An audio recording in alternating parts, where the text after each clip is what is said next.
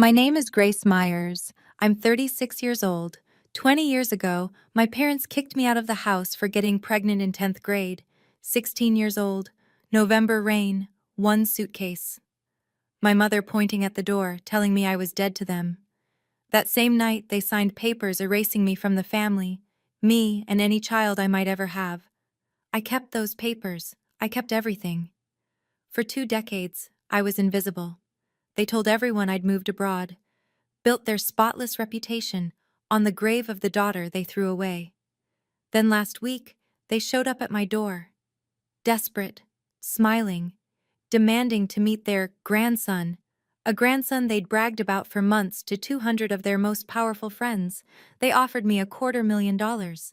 They had no idea that the grandson they'd been promising everyone didn't exist.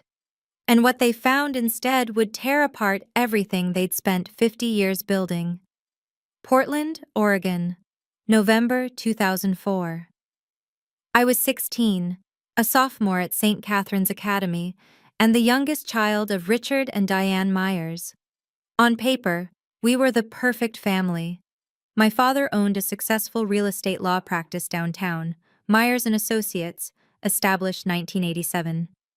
My mother had been president of the Parent-Teacher Association for 4 consecutive years. We sat in the front pew at Grace Fellowship Church every Sunday, dressed in coordinated outfits my mother selected each Saturday night. But every family has its hierarchy, and I learned mine early. Nathan, my older brother, was 22 and in his 3rd year of dental school. He was the pride of the family, the son who would carry on the Myers name. Carolyn, 20, was studying to become a teacher, the dutiful daughter who never questioned anything. And then there was me. I was what my mother once called the surprise. Born when she was 34, 6 years after she thought she was done having children. I don't think she ever forgave me for disrupting her plans. The signs were subtle, but constant. Family photos displayed prominently in the living room somehow never included my school portraits. Dinner conversations revolved around Nathan's clinical rotations or Carolyn's student teaching placement. When I mentioned making the honor roll, my father would nod and say, "That's nice, Grace," before turning back to Nathan. I learned to make myself small, to not ask for too much, to not need too much. My father had a saying he repeated at every family gathering: reputation takes 20 years to build and 5 minutes to destroy. I didn't understand then how prophetic those words would become, or that I would be the 5 minutes he feared. I met Marcus Webb at the public library downtown. It sounds unremarkable, but for me, the library was sanctuary. A place where no one compared me to my siblings or reminded me of expectations I could never meet. I went there 3 afternoons a week, ostensibly to study, really just to breathe. Marcus attended Jefferson High, the public school my parents would never acknowledge existed. He was 17, worked part-time at his uncle's auto repair shop, and had the kindest eyes I'd ever seen. He found me crying in the biography section one October afternoon, after my mother had forgotten to pick me up from school for the 3rd time that month. "Hey," he said, sliding into the seat across from me. "You okay?" No one had asked me that in a very long time. We dated secretly for 2 months. He was gentle and patient and made me feel like I mattered, like I was someone worth remembering. October 28, 2004. I'll never forget staring at that pregnancy test in the bathroom of a gas station 3 miles from my school. 2 pink lines. My hands wouldn't stop shaking. When I told Marcus, he didn't run. He didn't make excuses. He held my hands and said, "We'll figure this out together, Grace. You're not alone." I wanted to believe him. Part of me did. But I knew my parents. I knew what mattered to them. And I knew that when I told them, their first question wouldn't be, "Are you okay?" It would be, "What will people think?" I decided to tell them at Sunday dinner. I didn't know it would be the last meal I'd ever eat in that house. Sunday, November 14th, 2004. 7:32 p.m. The roast beef was overcooked. I remember that detail because I was staring at it, trying to find the courage to speak while my father complained about a property dispute and my mother calculated which families would attend the church Christmas gala. I have something to tell you. The table went quiet. 4 faces turned toward me. My parents, Nathan home for the weekend, Carolyn visiting from college. I was 8 weeks pregnant, and I couldn't hide it much longer. I'm pregnant. My mother's fork clattered against her plate. My father didn't move. Who is the father? His voice was ice. Is it someone from St. Catherine's? Someone we know? His name is Marcus Webb. He goes to Jefferson High. He works at the public school. My mother's face had gone pale. You've been seeing a boy from the public school. He's a good person, Mom. Does he come from a good family? My father cut in. What does his father do? He lives with his uncle. He works at an auto shop. The silence that followed lasted exactly 11 seconds. I counted. Then my father stood. You will not keep it. Richard, my mother started. She will not destroy everything we've built. He looked at me like I was a stranger, like I was something that needed to be removed. If you keep that baby, you are no longer part of this family. By 9:15 p.m., I was standing on the front porch with one suitcase, rain soaking through my sweater. My mother had opened the door and pointed outside. Not my father. My mother. Nathan and Carolyn watched from the upstairs window. Neither of them came down. I called Marcus from a payphone at the gas station on Mulberry Street. My hands were shaking so badly I could barely dial. He picked up on the second ring. Grace, what's wrong? They kicked me out. 20 minutes later, his uncle's truck pulled up to the gas station. Marcus jumped out before it fully stopped, wrapped me in his jacket, and held me while I sobbed against his chest. I've got you, he said. I've got you. We didn't have a plan. We had $300 between us, a truck with questionable brakes, and nowhere to go. That's when Margaret Torres saved my life. She was our neighbor, 3 houses down from the Myers residence, 62 years old, retired schoolteacher, the only person on our street who didn't treat my father like he owned the neighborhood. She'd seen me standing in the rain from her window. She'd watched long enough to understand. You can stay with me, she said when I knocked on her door at nearly 10 o'clock at night. As long as you need. 2 weeks. That's how long we stayed in Mrs. Torres's guest room before Marcus found us a studio apartment in Seattle, $425 a month, above a laundromat that smelled like bleach and secondhand hope. My parents had their lawyer draw up papers the night they threw me out. I know because my father mailed me a copy 3 days later. Certified mail, signature required, like I was a business transaction. The document stated that Grace Elizabeth Myers forfeited all inheritance rights, and the Myers family bore no legal or moral obligation to her or any child born to her. I kept that paper. I've kept it for 20 years. Lily Grace Myers Webb was born on July 6, 2005, at Harborview Medical Center in Seattle. 7 pounds, 4 ounces, 10 fingers, 10 toes. Her father's brown eyes and my stubborn chin. She came into the world screaming, and I thought, good. Scream. Make them hear you. Don't ever let anyone make you small. The first 5 years were a blur of survival. Marcus worked double shifts at a repair shop in Ballard while I finished my GED, then started community college classes. 2 at a time, whatever I could manage around Lily's schedule. We lived on ramen noodles and free bread from the day-old bin at the bakery down the street. I learned to sew patches onto patches, to make a dollar stretch until it begged for mercy. I sent my parents a birth announcement when Lily was born. No response. I sent a photo on her first birthday. Silence. By her second birthday, I stopped trying. Marcus and I never got married. We kept saying we would someday, when we had money for a real wedding, when life calmed down. Someday kept getting pushed back. Then, on March 15, 2010, a delivery truck ran a red light on Aurora Avenue. Marcus was driving home from a night shift. The police officer who came to my door said he died on impact. He was 26 years old. Lily was 4. The life insurance policy Marcus had through work paid out $12,000. That was it. $12,000 for 26 years of a good man's life. I was 22 years old, a single mother with a 4-year-old daughter, $12,000, and absolutely no one to call. I could have given up then. I didn't. I'd started doing small interior design projects while Marcus was alive, decorating apartments for neighbors who couldn't afford professionals, staging homes for real estate agents willing to take a chance on a young mother with no credentials. I had an eye for it, people said. A gift for making small spaces feel like home. After Marcus died, I threw myself into that work like my life depended on it. Because it did. 2012. I met Eleanor Vance at a design workshop at Seattle Central College. She was 52, recently retired as creative director of a major design firm, and looking for a project. For reasons I still don't fully understand, she chose me. "You have talent," she said after reviewing my portfolio. "Raw, unpolished, but real. Let me help you shape it." 2014.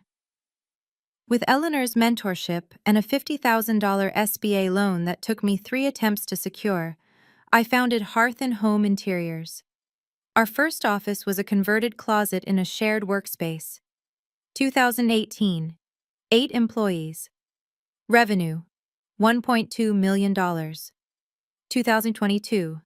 Seattle Met Magazine ran a feature story on me. From teen mom to design CEO, Grace Myers' story. The journalist spent 3 days interviewing me about my journey, the pregnancy at 16, being cut off from my family, losing Marcus, building a business from nothing. I told her everything except my parents' names, not to protect them. To protect Lily from anyone who might try to connect her to people who never wanted her to exist. 2024. 22 employees. Revenue, $4.2 million. A corner office overlooking Capitol Hill. My daughter was 19, a sophomore at the University of Washington, majoring in psychology. She was brilliant and fierce and everything I'd hoped she would become. 20 years, no contact from the Myers family. Until last week. Tuesday, November 5th, 2024. 6:47 p.m. I'd just gotten home from a client meeting. A tech executive renovating her Mercer Island waterfront property. A contract worth $800,000. My mind was still running through fabric samples and lighting options when I turned onto my street and saw the car. A black Mercedes-Benz S-Class. Oregon plates. My heart stopped. I parked in my driveway and sat there for a full minute, gripping the steering wheel, watching 2 figures standing at my front door. The man had gray hair now, stooped shoulders. The woman still held herself with that rigid posture I remembered, that constant vigilance against anything that might disturb her carefully constructed world. Richard and Diane Myers. My parents. I hadn't seen them in 20 years. I considered driving away, going to a hotel, calling Lily, pretending this wasn't happening. But I was 36 years old. I owned a company. I had built a life without them. I would not run. I got out of my car and walked toward them. My father spoke first. "Grace, you look..." He paused, scanning me, my designer coat, my leather bag, my house. "Well, what are you doing here?" My mother stepped forward. Her face had more lines now, her hair a careful shade of ash blonde that didn't quite match her age. "We know about your son, Grace. We know you have a son." I stared at her. "We'd like to meet him," my father added. "We'd like to reconnect, as a family." The absurdity of it nearly made me laugh. 20 years of silence. 20 years of pretending I didn't exist. And now, they were standing on my porch, asking to meet a grandson they'd never bothered to know. A grandson who didn't exist. I let them into my house. I still don't know why. Maybe I needed to hear what 20 years of silence had led to. My father sat in my living room like he was evaluating a property for purchase, assessing the hardwood floors, The custom built-in shelves, the original artwork on the walls. My mother perched on the edge of my sofa, hands folded, spine straight. "Your anniversary," I said. "That's why you're here." 50 years. My father almost smiled. November 15th. We're hosting a celebration at the Heathman Hotel. 200 guests. The mayor will be there, Pastor Harrison, the Rotary Club board. What does that have to do with me? My mother exchanged a glance with my father. There have been questions, Grace, about you, about what happened 20 years ago. People talk, my father added. Some people remember that we had a third child. They've asked where you are, what happened to you. We've always said you moved away, went abroad, but lately, questions have become more persistent. So you need me to make an appearance. Show everyone that the Myers family is whole and happy. We need your son. My mother's voice was firm. We've told people about him, about our grandson. He should be there, representing the next generation of the Myers family. The room went very still. Who told you I have a son? We read that article. My father waved his hand dismissively. The magazine piece. It mentioned your child, your successful business.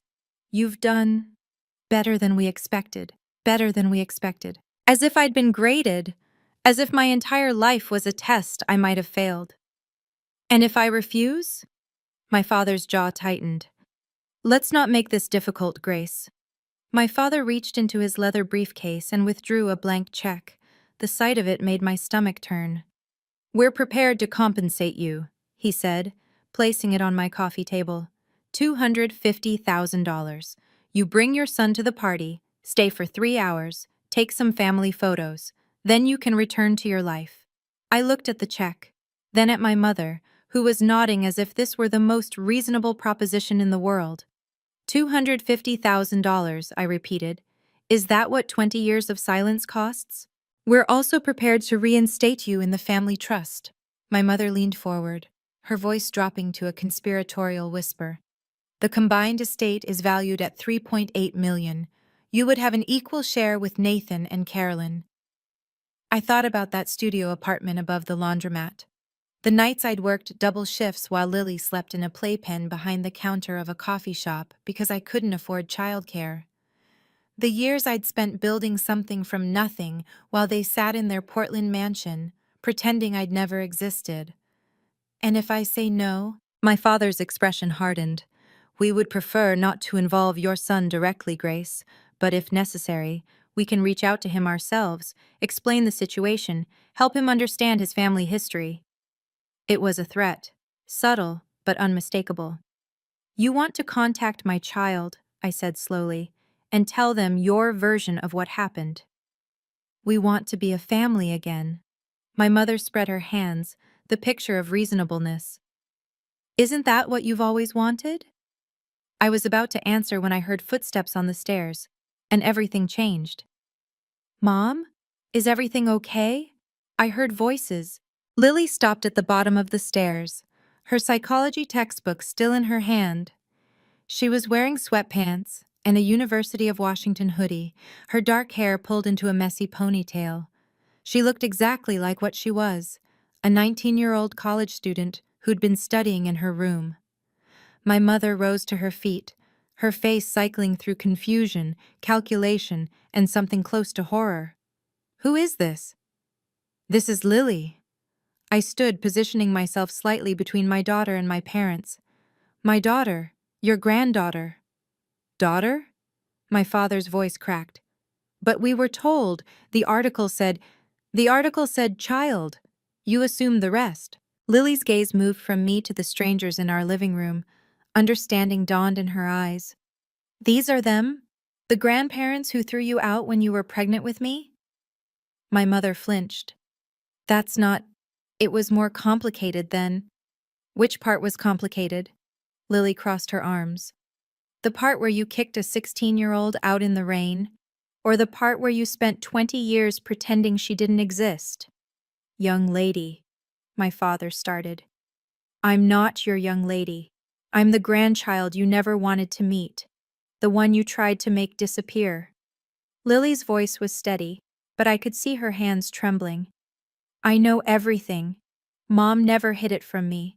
I know about the letter. I know about the inheritance papers. I know you told your friends she went abroad. My parents sat in stunned silence. Lily looked at me. They came here for a grandson, didn't they? Someone they could show off. Yes. She turned back to them with a cold smile. Surprise. My father recovered faster than my mother. I watched him recalibrate, the lawyer in him assessing this new variable. A granddaughter, he said carefully. That works. We can adjust the narrative. Lily can come to the party as what? Lily cut in. The secret granddaughter you've been hiding for 19 years? The daughter of the teen mom you threw away? We could say you were studying abroad. My mother's voice was pleading now. Recently returned. A surprise reunion. I was born in Seattle. I've never left the country. I'm a sophomore at UW. Lily laughed, but there was no humor in it. Do you even hear yourselves? You want me to lie to 200 people about my entire existence? The party is November 15th. My father checked his watch, as if time was the only variable that mattered. 10 days from now. We need an answer by the 10th. I stood. I think you should leave. Grace, I'll consider what you've said, but not tonight. Not with Lily here. My mother rose, gathering her handbag. At the door, she turned back. This is an opportunity to heal, Grace. To put the past behind us. Don't let old wounds cost you your future. I watched them walk to their Mercedes. Watched my father help my mother into the passenger seat, the same way he had 1,000 times before, as if this were any ordinary evening. When the car disappeared around the corner, Lily spoke. You're not actually considering this, are you? I looked at my daughter, this fierce, brilliant young woman I'd raised alone. The person Richard and Diane Myers had tried to erase from existence before she was even born. No, I said, but I'm not done with them yet. Before we continue, let me ask you something. Have you ever stood where I stood that night, facing people who abandoned you, only to return when they needed something? I'd love to know what you would have done in my position. Drop a comment below, and if you want to see how this all unfolds, hit that subscribe button. Because what happened next? Even I didn't see it coming. That night, after Lily went to bed, I pulled a fireproof lockbox from the back of my closet. I hadn't opened it in years. Inside were the documents of my erasure. The notarized letter of disinheritance, dated November 14th, 2004, signed by Richard Allen Myers and Diane Elizabeth Myers, witnessed by a notary named Harold Brennan. I remembered the day my father mailed it to me, certified mail, requiring my signature, as if he wanted to make sure I knew exactly how thorough he'd been. The document was 3 pages, legal language designed to be airtight, ensuring that Grace Elizabeth Myers hereby forfeits all claims to the Myers family estate, and that the family bears no legal or moral obligation to the aforementioned party or any dependents thereof. Any dependents thereof. Lily, reduced to 3 words in a legal document, erased before she took her first breath. I photographed each page with my phone, uploaded them to my cloud storage, made backup copies. Mom? I looked up.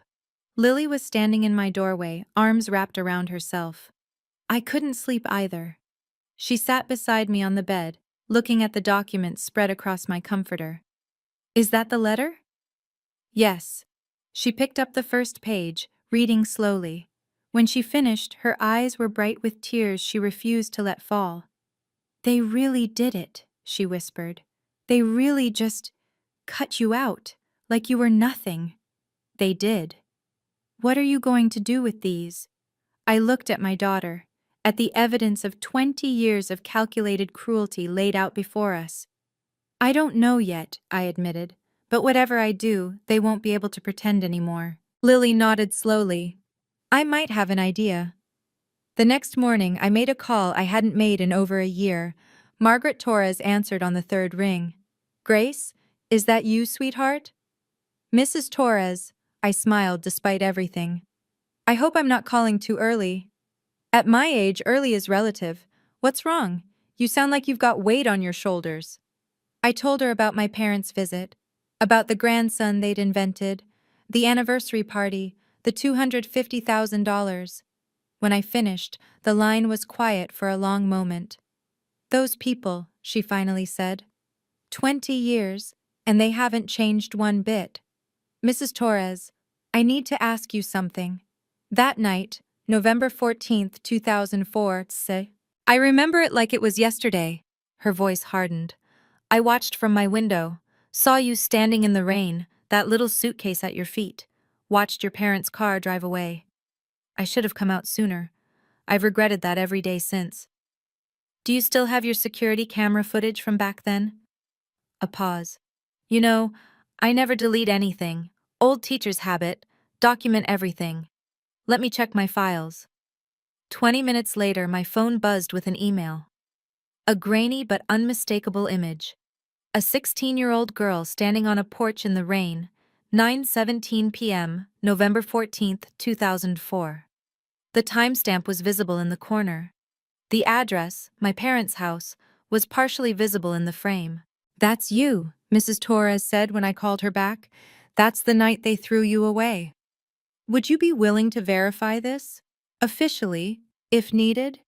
Honey, I've been waiting 20 years for someone to ask. Her voice was fierce.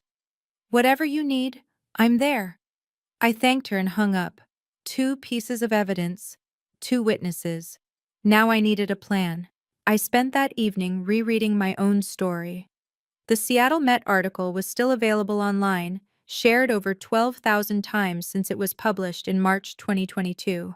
The journalist, Rebecca Huang, had titled it, From Teen Mom to Design CEO, Grace Myers' Story. 2,500 words about loss, resilience, and building something from the ruins of everything you thought you knew. I'd been careful in that interview. I'd told the truth but not the whole truth. I mentioned being estranged from my family without naming names or cities. I talked about becoming a mother at 17 without identifying the parents who'd cast me out. Not to protect them. To protect Lily from strangers making connections, asking questions, dredging up pain that didn't belong to them. Now I scrolled through the comments, thousands of them. This woman is incredible. Imagine being thrown away by your own family and still becoming this successful. I went through something similar. This story gives me hope. Someone should make a movie about her life. Seriously. One comment caught my eye, posted just 2 weeks ago. Does anyone know if she's related to the Myers family in Portland? The law firm people? Someone in my church mentioned it, and now I'm curious. So that's how my parents found out. My phone rang. Eleanor Vance. Grace, I heard through the grapevine that your parents materialized after 2 decades of radio silence. I laughed despite myself. News travels fast. This is Seattle. Everything travels fast. Her voice softened. What do you need? I don't know yet. Advice, maybe? Perspective. What I know, Eleanor said, is that you've spent 20 years proving who you are without them. Don't let 3 hours at their party undo that. She was right. But I was already thinking bigger than 3 hours. Thursday, November 7th, 2024. 3:42 p.m. My phone showed an Oregon area code I didn't recognize. I almost let it go to voicemail. Grace, it's Nathan. I hadn't heard my brother's voice in 20 years. It was deeper now, weathered. The voice of a man in his 40s instead of the 22-year-old who'd watched from an upstairs window while I stood in the rain. Nathan, I know I have no right to call. I know you have no reason to talk to me. He exhaled shakily. But I need you to know some things before whatever happens next. Then talk. The grandson story. The whole thing about you having a son. That came from Mom. She read the Seattle Met article 2 years ago but didn't read it carefully. Just saw child and successful business, and constructed this whole narrative about you having a boy who was some kind of entrepreneur. She invented a grandson. She told her church friends, her Rotary friends, built an entire story about this brilliant young man continuing the Myers legacy. Nathan's voice cracked. Dad went along with it. They've been dining out on your imaginary son for months. I closed my eyes. Even now, even after everything, my parents' capacity for delusion still stunned me. Why are you telling me this? Because I was a coward, Grace. 20 years ago, I should have come downstairs. I should have said something. I should have... He stopped, breathing hard. Carolyn and I have talked about it. For years. We were wrong. We've always been wrong. And now? Now I want to make it right, whatever that looks like. Nathan paused. The anniversary party. Carolyn and I will be there. If you decide to come, you won't be alone. I didn't know what to say to that. Nathan talked for another hour. He told me about the unwritten rules of being a Myers child, the expectations, the constant performance, the way our parents wielded approval like a weapon, granting it to those who complied and withdrawing it from anyone who stepped out of line. Carolyn has 2 kids, he said. 8 and 11. She's terrified of them growing up the way we did, walking on eggshells, never knowing if they're good enough. Why didn't you ever reach out? In 20 years? Long pause. I almost did. 5 years ago. I had your number, found it through the business website, dialed it at least a dozen times. His voice dropped. And every time, I hung up before it connected, because I knew that if I talked to you, I'd have to admit what I let happen. And I wasn't ready. What changed? Seeing them show up at your door demanding a grandson that doesn't exist, watching them try to buy you like you're a prop for their anniversary photo. Nathan exhaled. It made me realize, if I don't say something now, I never will, and I'll spend the rest of my life knowing I failed you twice. I thought about the brother I remembered, the one who played board games with me when our parents were at their charity galas, the one who taught me to ride a bike in the backyard. There's something you should know, Nathan added. The anniversary party. There's going to be a family moment that gets live-streamed on the church Facebook page. Pastor Harrison's idea. A show of unity for the congregation. A live stream, 200 witnesses in person, and who knew how many more watching online. Thank you for telling me, Nathan. What are you going to do? I'm not sure yet, but I'm starting to see it clearly. Friday, November 8th, 2024, 10:14 a.m. My father called directly this time. No preamble. Grace, we're running out of time. The party is in 1 week. $250,000, full reinstatement in the family trust. Final offer. I've been talking to Nathan. Silence. He told me about the grandson story you've been telling people. The one you made up based on an article you didn't bother to read carefully. That's not... We may have embellished slightly. You invented an entire person. You've been telling your friends about your successful grandson for months. A grandson that doesn't exist. Grace. My father's voice hardened. I don't appreciate your tone. After everything we're offering. What exactly are you offering? Money to make me perform for your friends? A spot in a trust you used to erase me? I kept my voice calm, steady. You're not offering me anything. You're trying to buy your way out of a lie you created. You have no right to judge us. Now he was angry. You're the one who destroyed this family. You're the one who brought shame. I was 16 years old. I was pregnant and scared, and I needed my parents. My grip tightened on the phone. And you threw me out like garbage and spent 20 years pretending I died. If you don't come to this party, Grace, you will never have another opportunity to be part of this family. You said that 20 years ago. And you know what? I built a better life without you than I ever would have had with you. We'll see about that. He hung up. I sat in my office, heart pounding, mind racing. 1 week, 200 guests, 1 live stream. It was time to stop letting them control the narrative. That evening, I sat at my dining table with Lily and Eleanor. They want a performance, Eleanor said, swirling her wine. They want you to show up, smile for the cameras, validate 20 years of lies. They want to use you, Lily added, the same way they've always used you, as something to manage, not someone to love. I looked at both of them, my mentor, my daughter, the family I'd built for myself. I'm going to that party. Lily's head snapped up. Mom, not to give them what they want, to give myself what I need. I pulled out my phone, showing them the photos of the disinheritance letter, Mrs. Torres's security footage, the Seattle Met article. They've spent 20 years controlling my story, telling people I went abroad, inventing a grandson, making me disappear. And you want to undisappear, Eleanor said slowly. I want to tell the truth, in front of everyone who matters to them, on their stage, at their party, during their precious live stream. I took a breath. Not to humiliate them, but to stop letting them pretend I don't exist. I'm coming with you. Lily's voice was firm. They need to see who I really am, not their imaginary grandson, me. I reached for her hand. Are you sure this could be? I've spent my whole life knowing that my grandparents chose their reputation over my existence, I'm sure. I called Nathan that night. Your offer to stand with me, does it still hold? Carolyn and I talked. We're ready. Then I need you to do something. Don't warn Mom and Dad. Don't tell them I'm coming. Can you do that? Yes. Good. I looked out at the Seattle skyline, at the life I'd built from nothing. Because in 1 week, we're going to show them what family actually means.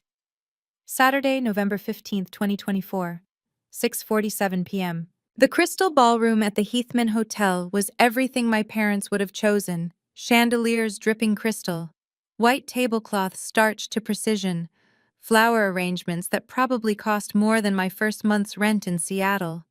200 guests in formal attire, clutching champagne flutes, making small talk about golf handicaps and investment portfolios. I stood in the entrance with Lily beside me. She wore a navy blue dress, simple and elegant. I'd chosen black, professional, understated, impossible to ignore. You okay? She whispered. I'm about to crash my parents' 50th anniversary party to tell 200 people they've been lying for 20 years.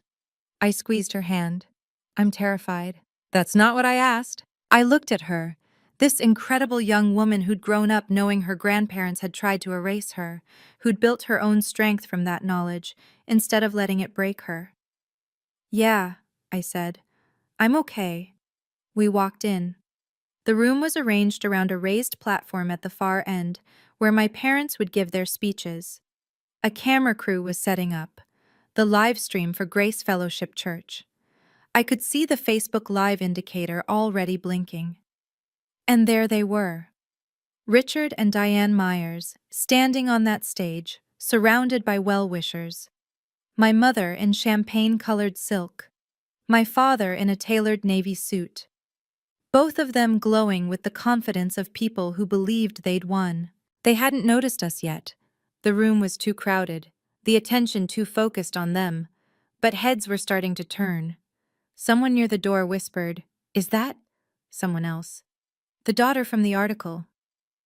The whispers spread like ripples in water. And then my mother looked up.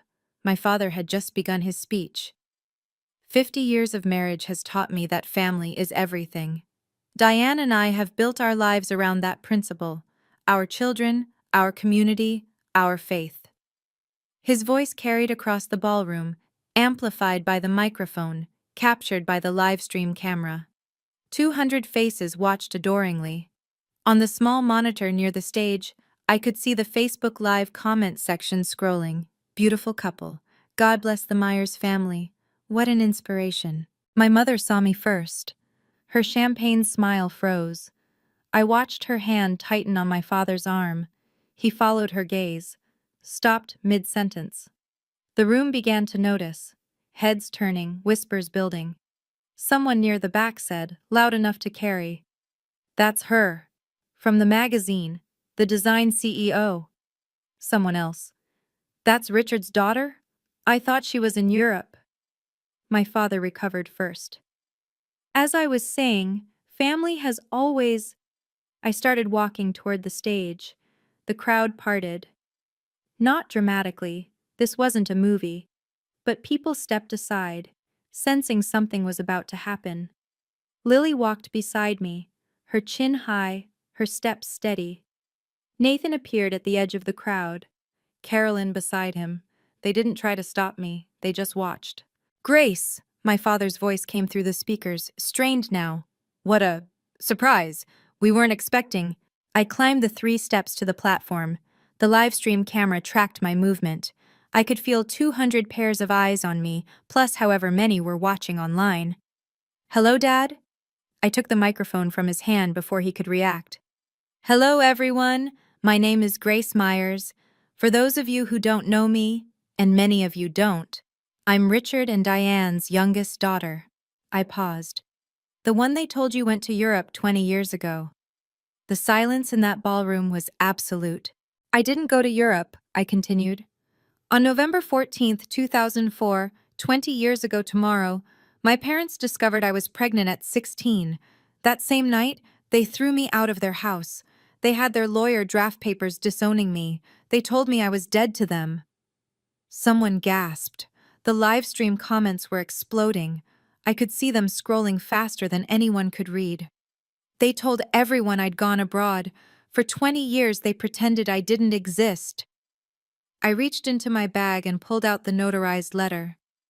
This is the document my father mailed me 3 days after throwing me out.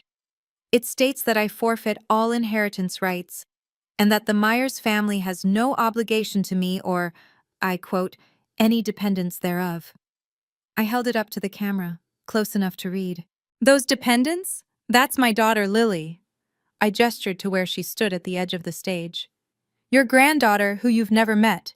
The grandson you've been telling your friends about for months doesn't exist. You invented him based on a magazine article you didn't read carefully. My father grabbed for the microphone. Grace, this isn't the place. When is the place, Dad? I held the mic out of his reach. When is the right time to tell the truth? You came to my house last week offering me $250,000 to parade a fictional grandson at this party. $250,000 to make your lie look real. I turned to the crowd, to the camera, to the 200 witnesses and the thousands watching online. I didn't come here for money. I came here because I'm done being erased. Pastor Harrison stepped forward. Richard, is this true? My father couldn't answer. My mother started crying. I'd only seen Diane Myers cry once in my entire childhood, at her own mother's funeral. Now tears streamed down her face, ruining the careful makeup she'd spent hours perfecting. Richard, Pastor Harrison's voice was firm. I asked you a question. Is what your daughter is saying true? The room held its breath. My father looked at the crowd, the mayor, the Rotary Club board members, the church elders who had respected him for decades. I watched him calculate, search for an angle, try to find words that would spin this into something acceptable. He couldn't find them. It was a difficult time, he finally said. We made decisions that... You threw me out because I was pregnant. My voice stayed calm. Because your reputation mattered more than your child. Nathan stepped onto the stage, then Carolyn. They stood beside me, not touching, but present. She's telling the truth, Nathan said, his voice carrying through the room. Carolyn and I were there that night. We watched from the window while our parents put our 16-year-old sister out in the rain. We never said anything. That was our failure. The whispers became a roar. I could see people pulling out phones, texting, recording. The mayor, Harold Simmons, was already moving toward the exit. Mrs. Torres, I said, pointing to a gray-haired woman in the back row who had flown in from Portland that morning. Our neighbor from 20 years ago. She saw everything. She has photos, timestamps. Maggie Torres stood, her chin lifted. I watched that child stand in the rain for 10 minutes before she walked away. I gave her a place to sleep. The Myers family never once asked where she went. The livestream comments exploded. This is insane. Those poor girls. Someone call the news. Can you imagine standing where my parents stood in that moment? Everything they'd built, 50 years of reputation, the respect of their community, the image they'd polished so carefully, crumbling in 3 minutes of truth. Hit that like button if you think they deserved it. And keep watching, because what happened next surprised even me. I handed the microphone back to my father. He took it reflexively, like a man in shock. "I didn't come here to destroy you," I said, quietly enough that only those on stage could hear. "I came here to stop being invisible." Then I turned back to the crowd and raised my voice. "I'm not asking for your pity. I don't need it. 20 years ago, I was thrown out with nothing. Today, I own a design company in Seattle with 22 employees and over $4 million in annual revenue. My daughter is a sophomore at the University of Washington. We built our lives without the Myers family's help." I looked directly at the camera. "I'm not here for revenge. I'm here because my parents tried to buy my silence last week. $250,000 to pretend their lies were true. I'm here because they deserve to face the consequences of what they did. Not in private. In front of the community they value more than their own children." Lily climbed onto the stage and took my hand. "I'm Lily," she said into the microphone, "the granddaughter they never wanted. I'm 19 years old. I've known my whole life that my grandparents chose their reputation over my mother, and by extension, over me." She looked at Richard and Diane. "You could have known me. You could have watched me grow up. You could have been at my birthday parties, my school plays, my high school graduation." Her voice cracked. "You chose not to, and now you don't get to pretend that was ever our fault." Lily handed back the microphone and walked off the stage. I followed her. Behind us, the crystal ballroom erupted into chaos. At the ballroom door, I turned back one last time. "One more thing." My voice cut through the chaos. "I'm not going to sue you. I'm not going to contest the will or demand money. The disinheritance papers you signed 20 years ago, I'm keeping them, as a reminder of who you really are, not as a weapon." Richard looked up, something like confusion crossing his face. He'd expected a battle, a lawsuit, demands. "But understand this. If you ever spread lies about me or my daughter again, if you ever try to contact Lily without her consent, or spin some new story about us for your friends, I will make every document I have public. I have the disinheritance letter. I have time-stamped photos. I have witnesses." I nodded toward Mrs. Torres. "And now I have 200 witnesses to this conversation." Eleanor Vance appeared at my elbow. "Ready?" "Yes." As we walked through the doors, I heard Pastor Harrison's voice. "Richard, Diane, I think we need to talk. Privately. Tonight." Lily squeezed my hand as we stepped into the November evening. The air was cold and clean, and for the first time in 20 years, I felt like I could breathe. "Mom," her voice was small, "did we do the right thing?" I thought about 16-year-old Grace, standing in the rain with a suitcase and a baby she hadn't planned for.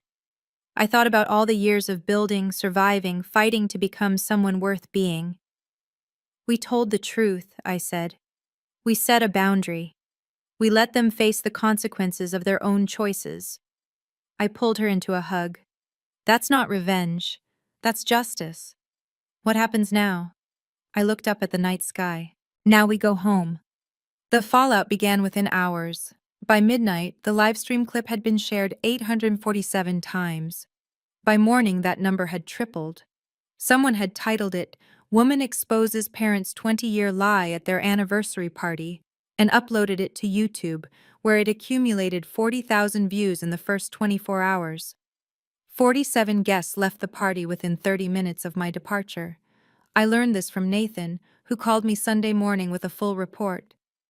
Mayor Simmons walked out without saying goodbye to Dad. Mrs. Patterson from the church board followed him. The Hendersons, you remember them, they own the chain of auto dealerships. They actually apologized to me on their way out. Apologized? For never asking where you were. For just accepting the story. Sunday afternoon, a short item appeared in the Portland Herald. Local attorney's anniversary gala ends in family revelation. The article was carefully neutral, but the comments section was not. I went to church with these people. I had no idea. Richard Myers drew up my will. What kind of man throws out his own child? Anyone who watched that live stream will never see that family the same way. By Monday, Richard had resigned his position as elder at Grace Fellowship Church. For personal reasons, the church bulletin stated. But everyone knew. By Wednesday, the Rotary Club board announced they would be reviewing membership criteria at their next meeting. Richard's name was specifically mentioned.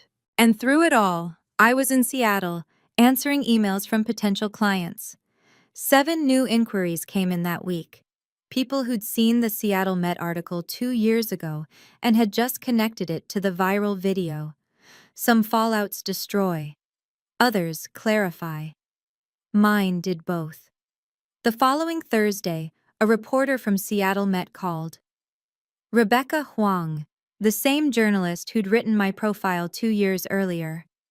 Grace, I don't know if you've seen, but your video is everywhere. We'd love to do a follow-up piece, the CEO who confronted her past. What do you think? I thought about it. Let me get back to you. Of course, just know, the response has been overwhelming. People are connecting with your story, a lot of them have similar experiences. She wasn't wrong. My company's general inbox was flooded with messages.